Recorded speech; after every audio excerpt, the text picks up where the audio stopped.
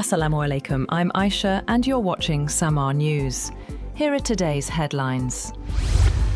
Iran has warned Gulf states that any new US attack on its territory would trigger retaliation against critical energy infrastructure across the region as Tehran seeks to raise the cost of military action by threatening Washington's closest regional allies. According to 5 sources, the warning was delivered through a flurry of high-level diplomatic contacts after President Donald Trump threatened on July 28th to strike Iran's energy network and infrastructure.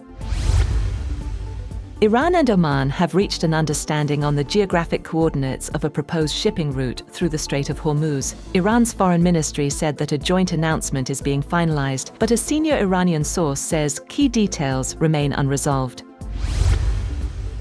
US President Donald Trump has expressed optimism about ongoing negotiations with Iran, saying talks are progressing well and could soon lead to the reopening of the Strait of Hormuz. He also warned that the United States would take strong action if Tehran abandoned the negotiations. Speaking in an interview, Trump said he was encouraged by the progress made in discussions with Iran, adding that his administration was pursuing diplomacy because it wanted to avoid further bloodshed.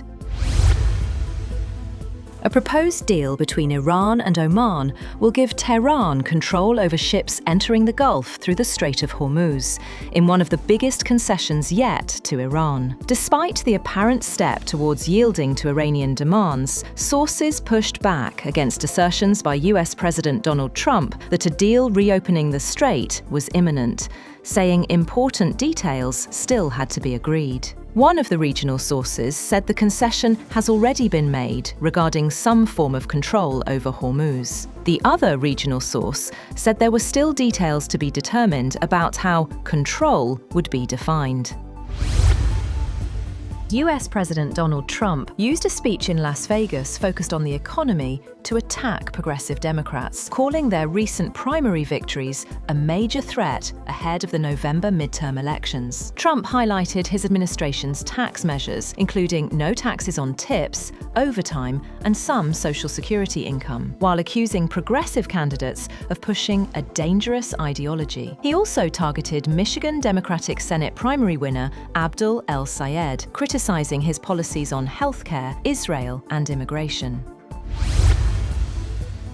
Yemen's Houthis claim to have launched a missile attack on a Saudi oil tanker off the coast of the Red Sea, port city of Yanbu. Houthi military spokesman Yahya Sari claimed the attack, but gave no details on when it took place. Oil prices rebounded after the attack, raising fresh concerns over regional tensions and Middle East energy supplies. Brent crude rose 1.9% to $80.87 a barrel, while US crude gained 1.2% to $76.67.